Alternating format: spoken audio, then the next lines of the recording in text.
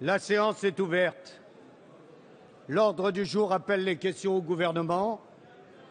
La parole est à Monsieur Daniel Fasquelle. Merci, Monsieur le Président. Ma question s'adresse à Jean-Marc Ayrault, Premier ministre. Monsieur le Premier ministre, le 5 décembre dernier, en réponse à une question que je lui posais dans cet hémicycle, Jérôme Cahuzac, les yeux dans les yeux, affirmait qu'il n'avait jamais eu de compte en Suisse. S'il vous plaît, Cet après-midi, c'est vous que j'interroge, Monsieur le Premier ministre, avec, je l'espère, cette fois, la vérité, toute la vérité et toute la transparence sur l'affaire Cahuzac. Monsieur le Premier ministre, avez-vous utilisé l'administration fiscale pour essayer de blanchir votre ministre du Budget? Pourquoi l'enquête fiscale déclenchée par Pierre Moscovici était-elle aussi incomplète, Monsieur le Premier ministre? Pourquoi n'avoir interrogé qu'UBS? Pourquoi ne pas être remonté à avant 2006? Pourquoi ne pas avoir sollicité Singapour alors qu'une convention d'entraide fiscale existe aussi avec ce pays? Et surtout, comment expliquez-vous que cette enquête ait permis à Jérôme Cahuzac de laisser entendre fin janvier qu'il était mis hors de cause? Monsieur le Premier ministre, pouvez-vous nous dire également pourquoi vous avez maintenu en poste votre ministre du Budget malgré les révélations de la presse début décembre?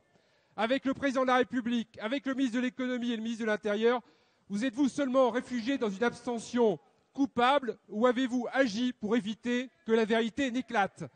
Monsieur le Premier ministre, vous dites vouloir la transparence de la vie publique. Mettez vos actes en accord avec vos paroles. Vous pouvez le faire dès maintenant, dans cet hémicycle, devant la représentation nationale. Sinon, les Français auront compris que vos propositions sur la moralisation de la vie publique ne sont qu'un écran de fumée, une manœuvre de diversion pour détourner l'attention de l'affaire Cahuzac et échapper ainsi à toute responsabilité. Monsieur le ministre, n'ajoutez pas à la crise économique et sociale que vous avez provoquée une crise morale et politique. Répondez à nos questions, répondez aux questions des Français. La parole est à Monsieur Pierre Moscovici, ministre de l'Économie et des Finances.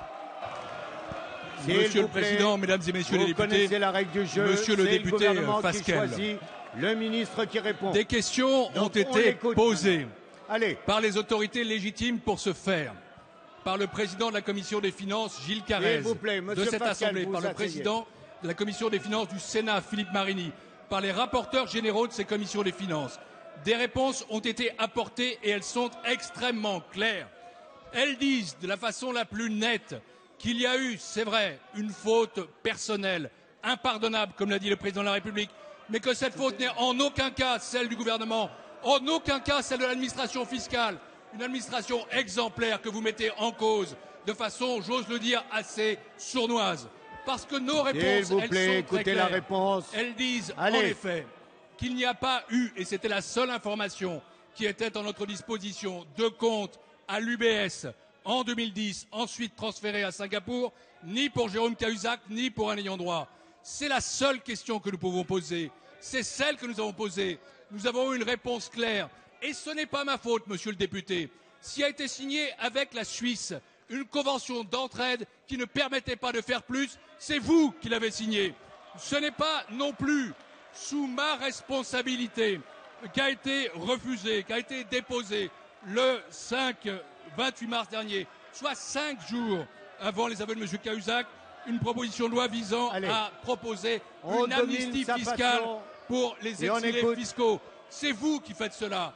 Alors nous, ici, nous avons une démarche qui est celle de dire la vérité, qui est celle de moraliser la vie publique, qui est celle de ne pas tolérer les conflits d'intérêts. Ce n'est pas moi, ce n'est pas dans ce gouvernement qu'on trouvera des avocats d'affaires qui sont en même temps députés. Moi, je suis avocat et j'ai démissionné en 2007. Quand j'ai été élu député, je me suis mis en démission. Alors, plutôt que de faire ces incriminations malveillantes, rejoignez-nous dans le combat pour la moralisation de la vie politique, de la vie publique. C'est ce qu'attendent les Français. Merci. S'il vous plaît, on s'assoit. On retrouve son calme, s'il vous plaît.